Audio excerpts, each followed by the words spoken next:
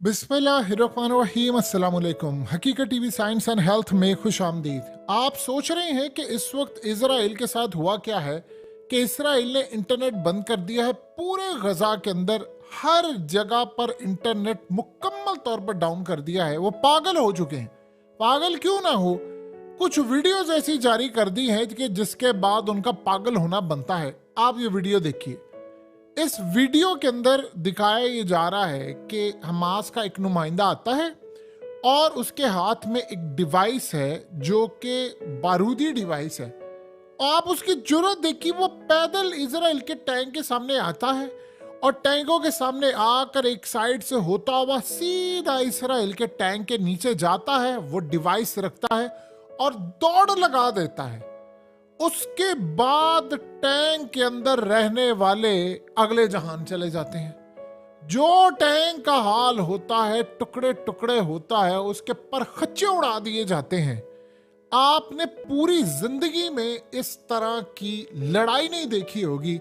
ये लड़ाई ना तो हमने वियतनाम में देखी है, ना हमने अफगानिस्तान में देखी है, ना इराक में, ना शाम में। ये तो कोई और ही तरह की लड़ाई है। आप एक बात बताइए कि जब आपके सामने इजराइल के फौजी हो और आप इस तरह जाएं एक बारूदी डिवाइस पकड़कर, और आप सोचें असल में जो बात समझने वाली, इनकी आंखों के सामने पर्दा आ जाता है। उनको पता ही नहीं चल पा रहा कि दाएं से कौन आ रहा है, कौन बाएं से आ रहा है। अब आपको समझ आई कि इजराइल के फौजियों ने बयान क्यों दिया कि भूत आते हैं, हम भूतों के साथ लड़े हैं।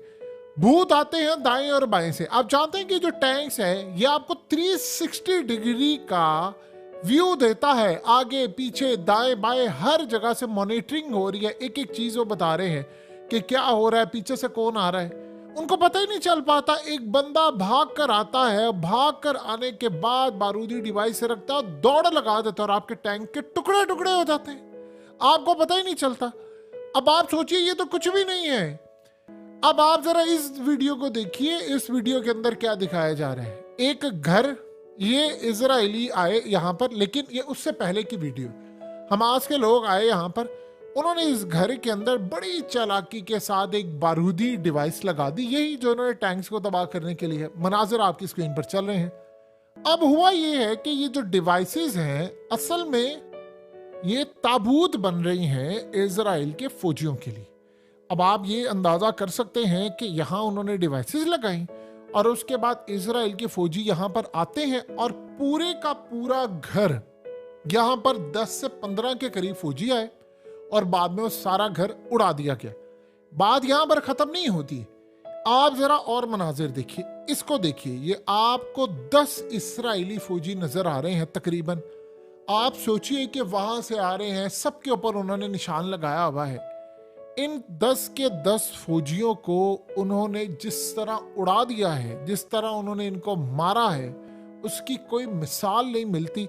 और इसके बाद जो सूरत हाल पैदा हो रही है इसराइल के अंदर, वो असल में इतने बौखला गए हैं कि इतनी वीडियोस। और फिर उन्होंने उसके बाद आप देखिए कि ये मनाजिर जिसमें इसराइल का असला उन्होंने पकड़ लिया है, उन्होंने बाकी सारी चीज़ें पकड़ ली हैं और असला पकड़ने के बाद उन्होंने जश्न मनाया, दुनिया को बताया कि देखो इजराइल के फौजियों के हथियार हमारे कब्जे में आ गए हैं। और सारी सूरत हाल सामने आने के बाद ये वीडियोस जब आती हैं तो उसके बाद फिर ये देखिए, ये शबरात हुई है और ये इजराइल के ऊपर उन्होंने शबरात कर दी। इतने मिसाइल दागे हैं, इतने मिसाइल दागे हैं कि वो सर पकड़ कर बैठ गए हैं कि हम करें तो करें क्या। अब इस सारे मामले पर जब ये वीडियोस आई तो जो इजराइल की फौज के अंदर बददिली पैदा हुई है, वो कह रहे हैं कि आपको पता ही नहीं चल पा रहा कि आम लोग आते हैं और आकर करते। अब वो पागल हो गए हैं, उनको ये समझ नहीं आ रही। इस तरह की बेशुमार वीडियोस जारी वो करें।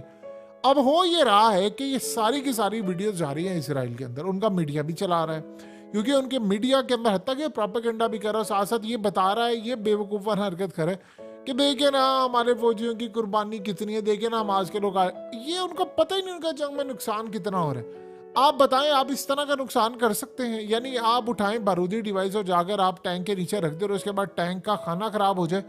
अब ये सारे का सारा जब मामला हुआ तो आप जानते हैं इसराइल की आर्मी चीफ ने क्या कहा है। उसने कहा है कि मैं कौम को कह रहा हूं और पूरी फौज को भी कह रहा हूं, क्योंकि फौज बददिल है, कि आपको बहुत लंबी जंग लड़नी पड़ेगी, हमारा एस्टीमेट गलत था, हमें कई महीनों तक अब ये जंग लड़नी पड़ेगी, हमारा अंदाजा था कि ऐसा नहीं होगा, लेकिन अब ये जंग हमें बहुत ज़्यादा देर तक लड़नी पड़ेगी और शायद हमारे पास और कोई रास्ता नहीं है कि ये मामला हो। आप एक बात बताइए, जब आप घर में बैठे हो और 81 दिन हो जाएं और 81 दिन होने के बाद आपको अचानक से देखना पड़े कि यार ये आप आसमान पर देखें तो आपको ये मनाजिर देखने पड़े कि ये इस तरह मिसाइल आ रहे हैं और मिसाइल आकर तबाह हो रहे हैं, यानी आप रात को उठे ये 81 दिन जंग का हाल हो तो आपको ये लगेगा यार ये जंग तो पहले दिन से थी। आप जानते हैं इसराइल के अंदर बहुत सारे लोग इसराइल छोड़कर नहीं गए, वो एयरपोर्ट पर कुछ उनके रिश्तेदारों ने भेजे, उन्होंने कहा नहीं जी हालात ठीक हो जाए चलेंगे। अब 81 दिन के बाद इस वक्त इसराइल की ये हालत है कि मनाजिर वो देख रहे हैं और सब कुछ तबाही का शिकार हो रहा है, तो उनको ये लग रहा है कि नहीं यार अब हमारे हाथ से चीज़ें निकलती जा रही हैं, हम ये चीज़ें मैनेज नहीं कर पा रहे। आप सोचें इसराइल के मीडिया के अंदर उनके जो फॉर्मर इंटेलिजेंस ऑफिशियल्स आ रहे हैं वो आकर ये कह रहे हैं कि इसराइल बहुत ज़्यादा मुसीबत फेस कर रहा है, बहुत ज़्यादा चैलेंजेस हैं, उनके लोग मारे जा रहे हैं, और वो कह रहे हैं कि हमने आज तक जब से इसराइल बना है आज तक हमारे साथ ये नहीं हुआ कि हमारे फौजियों की गाजर मूलियों की तरह इस तरह की हालत हो रही है। आप जानते हैं कि उसके बाद क्या हुआ? उसके बाद वो इतना बौखला गए हैं, उनको पता ही नहीं चल पा रहा ये हो क्या रहा है। उन्होंने काम ये किया कि पूरे गजा के अंदर इंटरनेट बंद कर दिया है, और इंटरनेट बंद करके उन्होंने कहा है कि असल में वीडियोस अपलोड हो रही हैं यहाँ से, तो हमें नहीं पता ये क्या हो रहा है लेकिन हमने बंद कर दिए। प्रॉब्लम ये है उनके लिए कि अभी तक ये बात को वो समझ ही नहीं पाए कि उनको इंटरनेट कौन दे रहा है। आप जानते हैं कि जब ये जंग शुरू हुई थी तो उन्होंने यही काम किया था कि उन्होंने साथ आते इंटरनेट बंद कर दिया था, सहाफ़ियों को कवरेज नहीं करने दी थी, लेकिन वीडियोस अपलोड होती रही। अब प्रॉब्लम ये है कि आप अगर सुरंगों में जाएं तो इंटरनेट आप बहुत ज़्यादा ऊंचाई पर चले जाएं या अंदर तक चले जाएं तो आपको इंटरनेट नहीं मिलता, इंटरनेट बंद हो जाता है, यानी उसकी कवरेज नहीं होती। तो अब वो कह रहे हैं कि हमास के पास नेटवर्क कौन सा है सुरंगों के अंदर, बाहर तो वो है नहीं, और बाहर अगर हो तो ये इनको ट्रैक कर सकते हैं। जाहिर सी बात है इसराइल के अंडर है ना सारा गजा और ये तमाम चीज़ों का इंटरनेट, तो उनको तो पता चल जाएगा कनेक्टिविटी कहाँ से हो रही है, क्या मामला है, तो वो फौरी तौर पर देख लेंगे। लेकिन उनको पता ही नहीं है कि हो कहाँ से रही है। सुरंगों के अंदर उन्होंने क्या इंटरनेट का बहुत बड़ा जाल बिछाया, क्योंकि वहाँ पर टीवी भी है, वहाँ पर चीज़ें भी हैं, वहाँ पर हथियार बनाने वाला सामान भी है, पूरा नेटवर्क है, ये वीडियोज़ वहाँ पर बन रही हैं और इसराइलियों को वहाँ पर रखा हुआ है। आप जानते हैं कि जो इसराइली आए थे कैद से, उन्होंने क्या बात की? उन्होंने कहा था कि असल में हमारे जो इश्यूज हैं वहाँ पर हमने देखा कि वो खाली हथियार नहीं बना रहे थे, वो कह रहे हैं कि वहाँ वर्जिश का सामान था, पूरे का पूरा एक शहर वहाँ पर आबाद है। अब आप बताइए कि इतनी बड़ी सूरत हाल है, जब आपके फौजी मरे तो उन्हें इंटरनेट बंद कर दिया। अब वो इसलिए बंद किया, वो कह रहे हैं कि वहाँ से वीडियोस ना आए। आप देखेंगे इन्होंने बंद कर दिया, ये वीडियोस आती रहेंगी लेकिन पहले से ज़्यादा आएंगी, ये भी याद रखिएगा। आपके डेली बेसिस पे 50, 60, 70 फौजी मारे जा रहे हैं और इतनी तबाही हो रही है, इतनी तबाही हो रही है कि इजराइल के आर्मी चीफ को कहना पड़ा है कि मैं कौम को कह रहा हूं कि हम आपसे वादा पूरा नहीं कर सके जो हमें करना चाहिए था। ये जंग बड़ी लंबी चलने वाली है और फौजियों को नेतन्याहू जाता है और जाकर मुलाकात करके बताता है कि देखिए आपको ये काम करना पड़ेगा, आपको जंग के लिए तैयार रहना पड़ेगा, हमारी सूरत हाल बहुत ज़्यादा खतरनाक हो गई है और हमें बहुत सारे मामलात करने पड़ेंगे। आप ये सोचें कि जब उसने पार्लियामेंट के अंदर तकरीर की थी तो आप सोचें उसके बाद लोगों ने जो वहाँ पर खड़े होकर उसको गालियाँ दी हैं, जो बुरा भला कहा है, उसका तो आप अंदाज़ा नहीं लगा सकते कि कितनी बुरी सूरत हाल इजराइल के लिए पैदा हो गई थी। यानी इतनी बुरी तबाही के नेतन्याहू को गालियाँ, ये तमाम की तमाम चीज़ें फेस करना पड़ी। और लोगों ने वहाँ पर कहा कि तुम्हारा बाप होता, तुम्हारा बेटा होता, तुम्हारा भाई होता तो तुम लोग ये करते, बुज़दिल तुम्हारी फौज है, तुम लोग बुज़दिल हो, तुम सिर्फ अपने इक़्तिदार बचाने के लिए कर रहे हो सब कुछ, तो लिहाजा ये जंग तुमने सिर्फ अपने मकसद के लिए जारी की है। ये सूरत हाल नेतन्याहू की पैदा हो गई थी। तो आप बताइए वो जंग कैसे करता।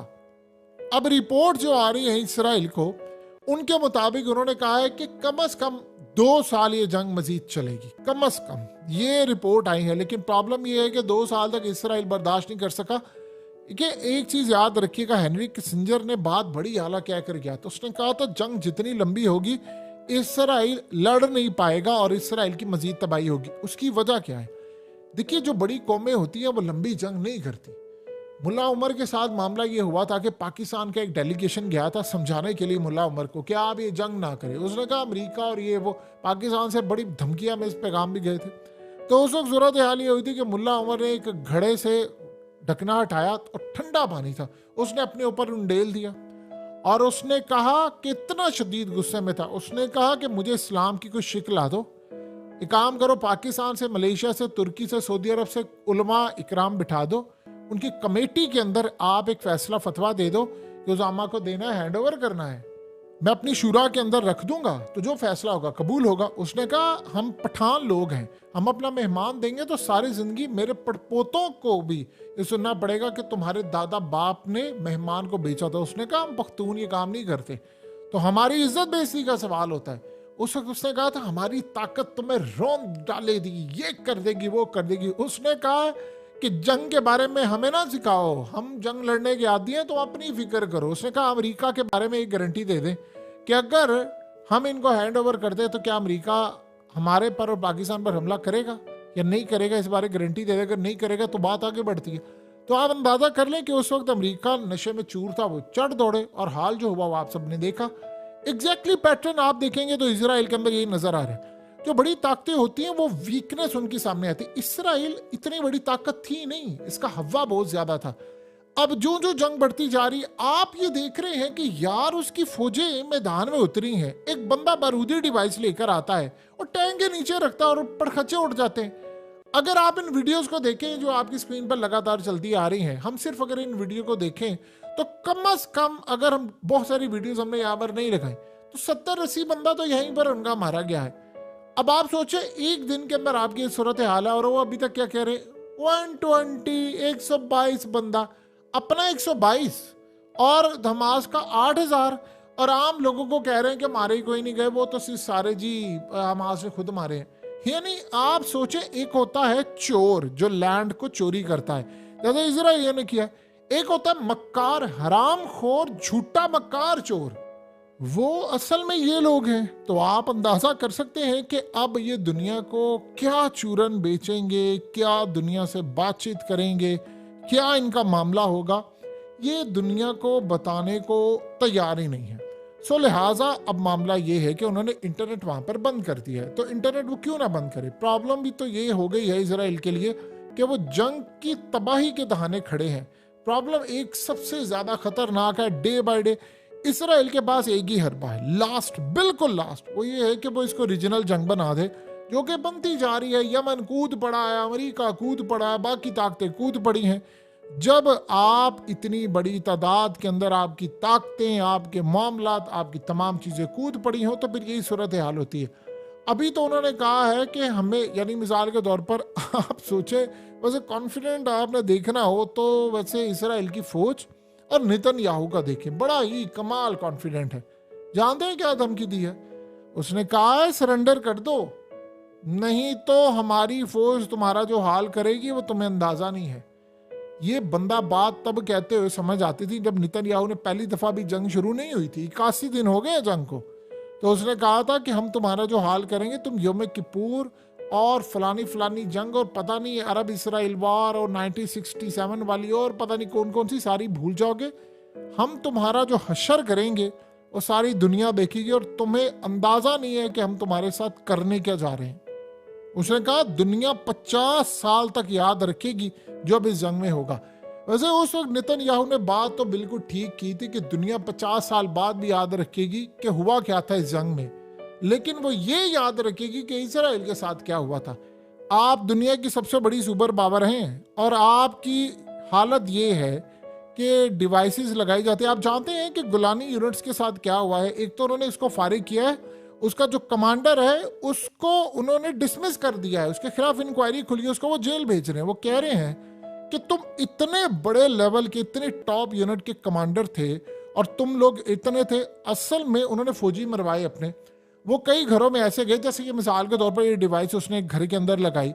उसने कहा जब तुम लोगों को पता था कि वहां पर हमला हो सकता है, वहां की सूरत हाल खराब हो सकती है, कि तुम लोग गए क्यों वहां पर, ये उसने बात की। आप अंदाजा कर लें कि उसके बाद मामला इतना ज्यादा खराब हो गया कि उसने कहा कि तुम्हें पता ही नहीं था कि ये लोग मारे जाते हैं, या जो इनके साथ ये सूरत हाल हो जाती है तो कर कर आकर अब उनके खिलाफ इंक्वायरी खुली। इंक्वायरियां तो भी बड़ों के खिलाफ खुलेंगी, लेकिन एक बात की इंक्वायरी होगी तो कोई जवाब नहीं आएगा कि बहुत सारी कोई ऐसी गैबी ताकतें थी जो कूदी हुई थी, जो मदद कर रही थी, जो असल में इनको नजर नहीं आ रही थी और वो किसी की मदद कर रही थी। इसीलिए तो इनके टैंक के करीब अगर कोई डिवाइस रख जाए तो ये बौखला उठते हैं, उनको पता ही नहीं चलता कैमरे लगने के बावजूद। हकीकत टीवी साइंस एंड हेल्थ की इस वीडियो के नीचे कमेंट जरूर कीजिए, अपनी राय का इजहार जरूर करें और इस वीडियो को हर जगह शेयर करते हुए चैनल को सब्सक्राइब जरूर करें।